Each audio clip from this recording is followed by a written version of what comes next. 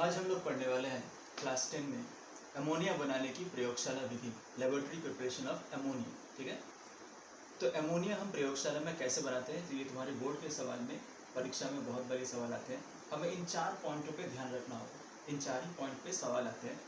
रासायनिक पदार्थ के नाम पूछे जाते हैं, या रासायनिक समीकरण क्या है, या क्या शर्तें हैं, या संग्रह किस तरह से किया जाता है अमोनिया गैस को प्रयोगशाला में। तो हम एक एक करके सब जानते हैं। तो सबसे पहले हम जानते हैं रासायनिक पदार्थ क्या क्या लगते हैं अमोनिया के प्रिपरेशन में। यहाँ एक उसका चित्र बनाया हुआ है, किस तरह से प्रयोगशाला में ये विधि की जाती है। ठीक, तो सबसे पहले जो हमें लगता है, देखो सबसे पहले जो हमें लगता है वो अमोनियम क्लोराइड और कैल्शियम हाइड्रोक्साइड। ठीक, इस कैल्शियम हाइड्रोक्साइड की जगह हम लोग कैल्शियम ऑक्साइड यानी कली चूना भी दे सकते हैं। यानी हमारे पास जो जो रासायनिक पदार्थ है वो है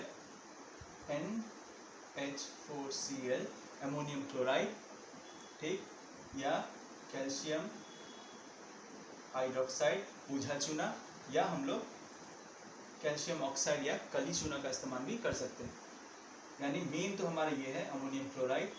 अमोनियम क्लोराइड और बूझा चूना के इस्तेमाल से भी हम लोग अमोनिया निकाल सकते हैं। अमोनियम क्लोराइड और कली चूना यानी कैल्शियम ऑक्साइड की मदद से भी हम लोग अमोनिया गैस उत्पन्न कर सकते हैं। ठीक, तो ये हो गए तुम्हारे रासायनिक पदार्थ। ठीक, अब होता क्या है, ध्यान से देखो। हम लोग क्या करते हैं, NH4Cl यानी ammonium chloride and calcium hydroxide को एक गोल पेंदी वाले फ्लास्क यानी गोल्ड फ्लास्क में मिलाते हैं। ठीक, अब ये जो है ये लिक्विड स्टेट में दिख रहा है। जनरली है क्या, लिक्विड स्टेट में है नहीं, सिर्फ मॉल्टेन स्टेट में है, यानी इसके अंदर कोई भी पानी नहीं, इसमें थोड़ा भी पानी नहीं मिलाया गया। ये NH4Cl एंड CaOH2 का मॉल्टेन स्टेट है, जिसे हम गर्म करके मॉल्टेन स्टेट में ले आ रहे हैं, गलित अवस्था में ले आ रहे हैं। अब गर्म करने से क्या होगा, इन दोनों में रिएक्शन होगा, अभिक्रिया होगी, और उत्पन्न क्या होगा, उत्पन्न होगा अमोनिया NH3H2O जल वाष्प के रूप में। ठीक, अमोनिया NH2O जल वाष्प के रूप में, और उत्पन्न होता है कैल्शियम क्लोराइड। ठीक, तो सबसे पहले हम लोग देखते हैं इसका रासायनिक समीकरण क्या है। तो हम क्या क्या कर रहे हैं यहाँ पे, देखो पहला कंडीशन ये है NH4Cl अमोनियम क्लोराइड, इसके साथ क्या मिला रहे हैं, इसके साथ अगर मान लें हम लोग पहले मिलाते हैं कैल्शियम हाइड्रोक्साइड मिलाएंगे। कैल्शियम हाइड्रोक्साइड मिलाएंगे तो क्या उत्पन्न होगा, अमोनिया उत्पन्न होगा, कैल्शियम क्लोराइड उत्पन्न होगा, और पानी उत्पन्न होगा। ठीक, अमोनिया, कैल्शियम क्लोराइड और वाटर उत्पन्न होगा। अब इसको बैलेंस कर लेते हैं। बैलेंस करने के लिए देख लेते हैं, यहाँ पे NH4Cl नाइट्रोजन हमारा एक है। बैलेंस करने के लिए पानी यहाँ पे 2, 6, यहाँ 2 दिख रहा है, 5, इसे 2 कर लेते हैं, इसे 2 कर लेते हैं, इसे 2। तो ये हो गया 2NH4Cl plus CaOH whole 2, 2NH3 plus CaCl2 plus 2H2। ये हो गया तुम्हारा अमोनियम क्लोराइड के साथ कैल्शियम हाइड्रोक्साइड अगर मिलाएंगे तो ये समीकरण निकलेगा। ठीक, तो हमने जैसे जाना था कि अमोनियम क्लोराइड के साथ बूझा कली चूना मिलाने पे भी अमोनिया निकलता है, वो कैसे देख लो। NH4Cl, इसके साथ अगर हम कैल्शियम ऑक्साइड मिलाएं तो भी हमें मिलता है NH3 अमोनिया, कैल्शियम क्लोराइड और H2O। ठीक, इसको भी बैलेंस कर लेते हैं, यहाँ पे आएगा 2 और यहाँ पे आएगा 2। ठीक, तो ये हो गया तुम्हारा बैलेंस इक्वेशन।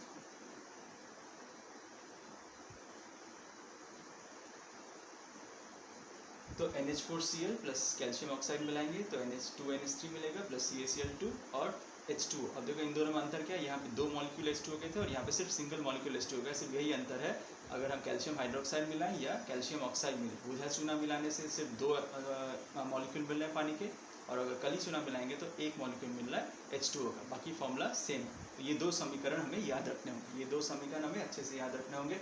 तो इस समीकरण से हमें देख रहे हैं कि अगर अमोनियम क्लोराइड के साथ अगर कैल्शियम हाइड्रोक्साइड मिलाएंगे तो क्या क्या उत्पन्न हो रहा है, अमोनिया गैस के रूप में, H2O पानी जो है वो जल वाष्प के रूप में मिलेगा, और कैल्शियम क्लोराइड जो है ये तरल अवस्था में ही रहेगा। अब चूंकि ये तरल अवस्था में ही रहेगा यानी कैल्शियम क्लोराइड जो है यहीं पर रह जाएगा, यानी यहीं पे जो है हमारा कैल्शियम क्लोराइड रह जाएगा, और जो भाप के रूप में उड़ेगा वो क्या निकलेगा, अमोनिया गैस NH3 और H2O जल वाष्प के रूप में इस नली के द्वारा बाहर निकलेगा, जो आएगा यहाँ पे, तो इस जार में आएगा। अब इस जार से देख रहे हो गैस जब बाहर की तरफ निकल रहा है तो यहाँ पे हमने क्या रखा हुआ है, यहाँ देखो इस बीकर में रखा हुआ है हमने कैल्शियम ऑक्साइड, जिसे हमने लिखा है ड्राइंग एजेंट। अब इस कैल्शियम ऑक्साइड का क्या है, कैल्शियम ऑक्साइड जो है बहुत ही अच्छा जल वाष्प यानी जल को अवशोषित करता है। कैल्शियम ऑक्साइड जो है बहुत ही अच्छा जल को अवशोषित करता है, और चूंकि ये जल को अवशोषित करता है तो यहाँ पे जो NH3 अमोनिया गैस और जलवाष्प दोनों मिले हुए थे, वो जब यहाँ से निकलेंगे तो जल को क्या होगा, कैल्शियम ऑक्साइड अवशोषित कर लेगा जलवाष्प को, और जो गैस बाहर निकलेगा वो सिर्फ क्या निकलेगा, वो निकलेगा सिर्फ अमोनिया गैस। अब अमोनिया गैस जो है वो हवा से हल्की होती है, अमोनिया गैस जो होती है वो हवा से हल्की होती है। तो ये जो हमने टेस्ट ट्यूब रखा है, उल्टा करके रखा है, तो पहले तो इसके अंदर एयर भरा हुआ है, हवा भरी हुई थी। अब जैसे जैसे अमोनिया इसमें आएगी, चूंकि वो हल्की है तो ऊपर चली जाएगी, और यहाँ की हवा क्या होगी, नीचे की तरफ बाहर निकल आएगी। तो ये अमोनिया गैस जो संग्रह हो रहा है, ये क्या हो रहा है, डाउनवर्ड डिस्प्लेसमेंट ऑफ एयर, यानी हवा के निचले जो बहाव है उसके कारण, डाउनवर्ड डिस्प्लेसमेंट ऑफ एयर के कारण अमोनिया यहाँ जमा हो जाएगी और एयर जो है यहाँ से बाहर आ जाएगी। क्लियर हुआ? तो ये तो था लेबोरेटरी में किस तरह से अमोनिया प्रिपेयर्ड होता है। तो हमने जान लिया रासायनिक शर्तें, जान ली रासायनिक समीकरण जान लिया। अब हम जानते हैं कंडीशन, शर्तें क्या। तो शर्त जो सबसे पहली शर्त ये है कि हमें ammonium chloride and calcium hydroxide जो है, इसका रेशियो बहुत से ध्यान में रखना होगा। वो रेशियो होना चाहिए, पहला जो कंडीशन है वो रेशियो होना चाहिए 1:3। ये बहुत ही इंपॉर्टेंट पॉइंट है, 1:3 वाला पॉइंट जो है बहुत ही इंपॉर्टेंट पॉइंट है। ये कंडीशन में, शर्त में ये होना ही चाहिए। 1:3 मतलब एक भाग अगर हम NH4 यानी अमोनियम क्लोराइड लेंगे तो 3 भाग हमें कैल्शियम हाइड्रोक्साइड लेना होगा। यानी कहने का मतलब, अगर मान लो 1 ग्राम तुमने NH4Cl लिया तो 3 ग्राम हमें लेना होगा कैल्शियम हाइड्रोक्साइड। अगर 100 ग्राम अमोनियम क्लोराइड लिया तो 300 ग्राम लेना होगा हमें कैल्शियम हाइड्रोक्साइड। इन दोनों को इस अनुपात में लेकर जब हम मिलाएंगे, उसे जब गर्म करेंगे, तभी जाके हमारा अमोनिया निकलेगा। अगर ऐसा ना हो कि यहाँ पे इसकी मात्रा ज़्यादा होती, अमोनियम क्लोराइड की अगर मात्रा हम ज़्यादा कर देते, इसका अनुपात ज़्यादा होता, तो होता क्या, अमोनियम क्लोराइड जो है ये एक सब्लिमेट कंपाउंड है। इसका मतलब ये कि अगर अमोनियम क्लोराइड की मात्रा ज़्यादा होती तो गर्म, जैसे ही ये गर्म होना स्टार्ट होता, ये क्या होता है, अमोनियम क्लोराइड जो है बहुत जल्दी भाप में बदल जाता है। यानी इस कैल्शियम हाइड्रोक्साइड के साथ प्रतिक्रिया होने से, इसके साथ प्रतिक्रिया होने से पहले ही क्या होता है, अमोनियम क्लोराइड थोड़ी सी ऊष्मा पाके ही भाप में बदल जाता और यहाँ पे इस बीकर के ऊपर आके जम जाता। यानी इसके साथ कैल्शियम हाइड्रोक्साइड जो यहाँ पे है, उसके साथ प्रतिक्रिया होने से पहले ही अमोनियम क्लोराइड ऊपर आके जम जाता, अगर अमोनियम क्लोराइड की मात्रा ज़्यादा होती तो। ठीक, तो इसीलिए अमोनियम क्लोराइड और कैल्शियम हाइड्रोक्साइड का संतुलन बनाए रखने के लिए 1:3 का अनुपात होना बहुत ही आवश्यक है। यहाँ तक क्लियर हुआ?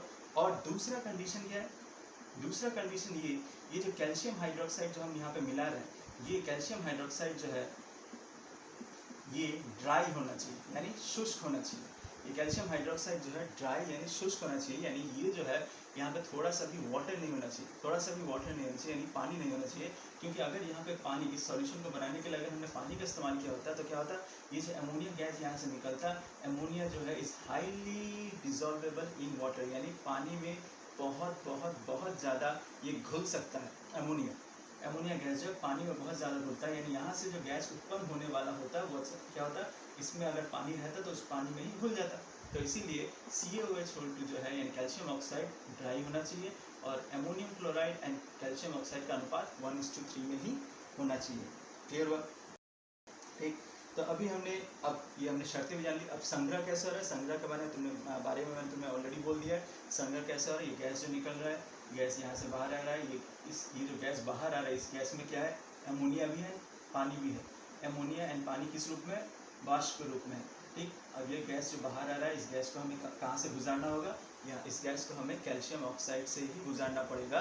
क्योंकि बिना कैल्शियम ऑक्साइड से अगर गुजारते तो यहाँ जो गैस कलेक्टेड होता वो प्योर अमोनिया नहीं होता, उसमें जलवाष्प मिला रहता। तो उस जलवाष्प हटाने के लिए हमें क्या करना होगा, एक ड्राइंग एजेंट, यानी जो जलवाष्प को एब्जॉर्ब कर ले, शोषित कर ले, हमें कैल्शियम ऑक्साइड से हमने उसे गुजारा, जिससे क्या हुआ, कैल्शियम ऑक्साइड ने जलवाष्प को अवशोषित कर लिया, और जो गैस इकट्ठा हुआ किस मेथड से, डाउनवर्ड डिस्प्लेसमेंट ऑफ एयर, यानी अधः विस्थापन, हवा के अधः विस्थापन के द्वारा क्या हुआ, वो एयर नीचे आ गया, और चूंकि अमोनिया हल्का है वो ऊपर जमा हो गया। क्लियर हुआ? तो ये था तुम्हारा संग्रह। संग्रह के बारे में विस्तार से तुमने जान लिया, सीख लिया।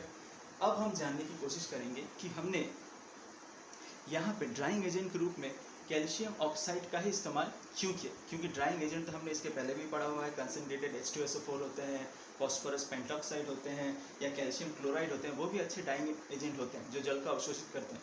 तो यहाँ पे हमने कैल्शियम ऑक्साइड को ही इस्तेमाल क्यों किया है, ये कंडीशन हम जानते हैं। ये भी परीक्षा में बहुत बार आता है, ये सवाल आता है कि कैल्शियम ऑक्साइड की जगह दूसरा ड्राइंग एजेंट क्यों इस्तेमाल नहीं किया, या ये सवाल आता है कि कंसनट्रेटेड H2SO अगर इस्तेमाल करते तो क्या होता, या अगर फॉस्फोरस पेंटॉक्साइड इस्तेमाल करते तो क्या होता, या कैल्शियम क्लोराइड इस्तेमाल करने से क्या होता है। ये सवाल परीक्षा में आते हैं। तो अभी इसके बाद हम जानते हैं, ठीक है। तो यहाँ तक हमने सीख लिया कि रासायनिक पदार्थ क्या क्या लगते हैं, रासायनिक समीकरण क्या है, ये समीकरण अच्छे से याद रखना होगा, किस कंडीशन, शर्तें क्या है, ये दो कंडीशन सबसे इंपॉर्टेंट, ये पहला वाला कंडीशन है, और संग्रह किस तरह से संग्रह होता है ये हमने विस्तार से जाना, ठीक है।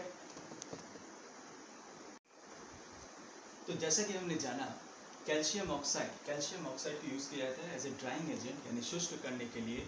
जो यहाँ से जलवाष्प निकल रहे थे एमोनिया के साथ, उस जलवाष्प को शुष्क करने के लिए कैल्शियम ऑक्साइड का इस्तेमाल किया जाता है। क्यों कुछ और जो ड्राइंग एजेंट है उनका इस्तेमाल नहीं किया जाता? तो ये है पहला सवाल, क्या प्रयोग नहीं किया जाता। तो ध्यान से देखो, हमारे पास और भी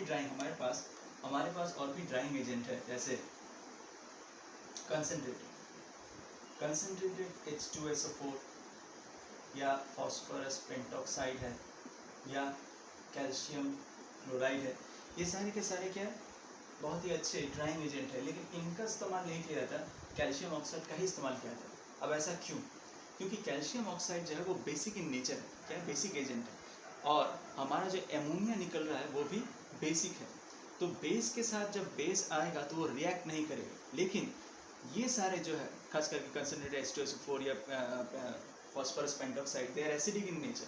तो बेस के साथ जब अगर एसिड रिएक्ट करेगा तो एक सॉल्ट उत्पन्न होगा। तो इसीलिए जब भी एमोनिया गैस का हम लोग ड्राइंग एजेंट के थ्रू पास करते हैं तो हम लोग H2SO4, P2O5 या कैल्शियम क्लोराइड का इस्तेमाल नहीं करते, क्योंकि ये रिएक्ट करते हैं, क्योंकि ये सारे के सारे जो है एमोनिया के साथ रिएक्ट करते हैं। रिएक्शन होने पे क्या होता है, ध्यान से देखो। तो सबसे पहले हम रिएक्शन देखते हैं एमोनिया के साथ H2SO4 का। एमोनिया के साथ H2SO4, ठीक। अब ammonia and H2SO4 basic and acid जब रिएक्ट करेंगे तो क्या बनेगा, एक सॉल्ट बनेगा। क्या बनेगा, NH4 2SO4, ammonium sulphate, NH4 2SO4 ammonium sulphate. इसको बैलेंस करने के लिए देख लेते हैं, नाइट्रोजन 2 नाइट्रोजन 2 यहाँ पे 2।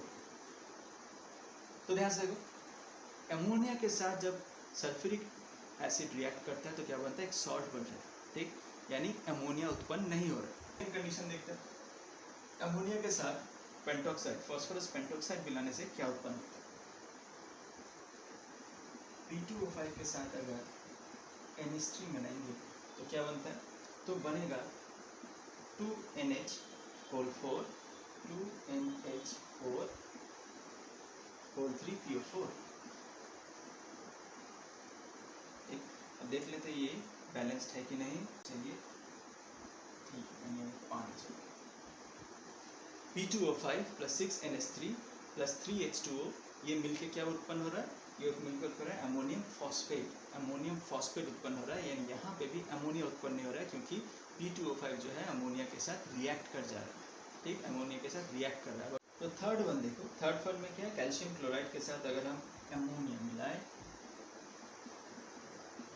तो जो उत्पन्न हो रहा है वो है क्या, एक कॉम्प्लेक्स कंपाउंड 8NH3।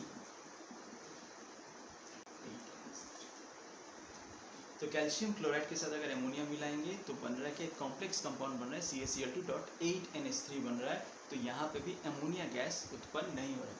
तो ये तीन रासायनिक सूत्र जो है, रासायनिक फॉर्मूला जो है, ये हमें याद रखना होगा, क्योंकि ये सवाल अक्सर हमें आते हैं कि H2SO4 या P2O5 या CaCl2 का इस्तेमाल क्यों नहीं किया जाता as a drying agent for collection of ammonia. तब हमें उसका नाम देना होगा, क्यों इस्तेमाल नहीं किया था, उसका कंडीशन देना होगा कि अगर H2SO4 इस्तेमाल करेंगे तो वो भी रिएक्ट करके सॉल्ट बनाएगा, फॉस्फोरस पेंटॉक्साइड इस्तेमाल करेंगे तो वो भी रिएक्ट कर जाएगा, और कैल्शियम क्लोराइड का इस्तेमाल करेंगे तो वो भी रिएक्ट करके कॉम्प्लेक्स कंपाउंड बनाएगा। तो इसीलिए हम लोग इस्तेमाल क्या करते हैं, कैल्शियम ऑक्साइड का, जो बेसिक इन नेचर है, बेसिक एजेंट है। हमारा अमोनिया गैस भी बेसिक इन नेचर है, तो दोनों बेस रिएक्ट करके कुछ भी उत्पन्न नहीं करते। तो इसीलिए क्या होता है, वो कैल्शियम ऑक्साइड सिर्फ पानी को एब्जॉर्ब करता है और अमोनिया के साथ रिएक्ट नहीं करता, और हमारा अमोनिया जो है downward displacement of air in other विस्थापन वायु के इसके द्वारा हमारा अमोनिया गैस जो कि हल्का है बीकर में कलेक्ट होता है। तो यहाँ पे हमें कुछ सावधानियाँ बरतनी पड़ती है। क्या प्रिकॉशन,